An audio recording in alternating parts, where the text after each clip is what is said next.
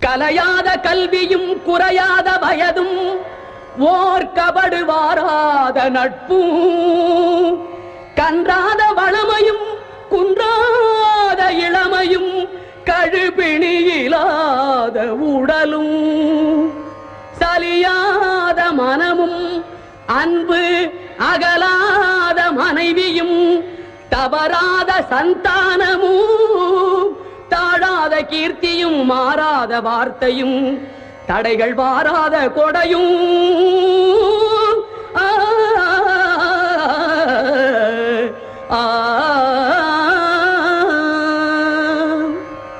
தொலையாத நிதியமும் கோணாத கோலும் ஒரு துன்பமில்லாத வாழ்வும் துய்யனின் பாதத்தில் அன்பும்